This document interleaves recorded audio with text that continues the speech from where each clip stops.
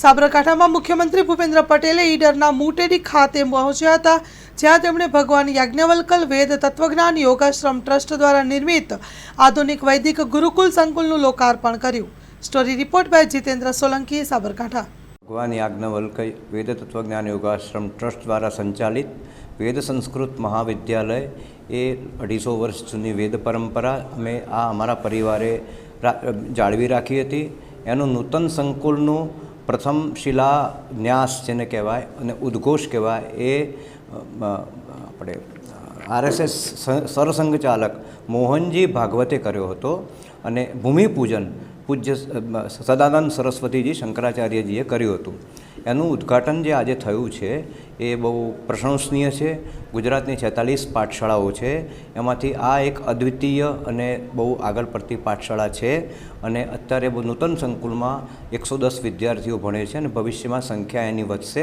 તે નિમિત્તે અમારા ટ્રસ્ટ દ્વારા ઘણા બધા યથાર્થ પ્રયત્નો થયો છે, દાતાઓ દ્વારા ચાલે છે। રહી વાત આજના ઉદ્ઘોષમાં પૂજ્ય જગતગુરુ એક તો જગતગુરુ શંકરાચાર્યના સાનિધ્યમાં મુખ્યમંત્રી શ્રી આવ્યા હતા, આજે પધાર્યા હતા। એમના હાથે શિલાલેખનું ઉદ્ઘાટન બી થયું અને બીજું મહત્ત્વની વાત એ જગતગુરુ શંકરાચાર્યએ આશીર્વાદ આપતા જે વાત કરી એ વાતને હું ફરી પાછી દોહરાવું છું કે ગૌ માતા રાષ્ટ્રમાતા જાહેર કરવામાં સરકારશ્રીએ જરા પણ ક્ષોભ અનુભવવાની જરૂર નથી જ નથી। આ વૈદિક પરંપરાનું ઉલ્લેખ છે, કાનૂન પણ છે એનો, પણ કાનૂનમાં થોડો આગળ જઈને રાજમાતા રાષ્ટ્રમાતા કેમ ન કરી શકે? જેમ મોર રાષ્ટ્રીય પક્ષી છે કાં તો વાઘ જેમ રાષ્ટ્રીય પ્રાણી છે, એમ ગાય રાજમાતા તરીકે ઘોષિત કરી શકે છે અને કરવું જ જોઈએ।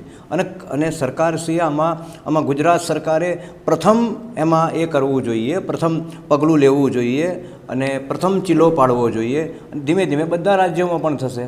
આમાં કંઈ કશું ગુમાવવાનું નથી, માત્ર પ્રાપ્ત થશે। ભવિષ્યની પેઢી અને ભવિષ્યનો સમાજ, ભવિષ્યની સંસ્કૃતિ બધાને યાદ રાખશે અને ગૌ માતા રાષ્ટ્રમાતા જ્યારે આપણું ભારતીય દેશમાં હતી જ અને હવે ભવિષ્યમાં પણ રહેશે જ। નિરંજન શુક્લ, હું અહીંનો અધ્યક્ષ છું આ વેદ સંસ્કૃત પાઠશાળામાં।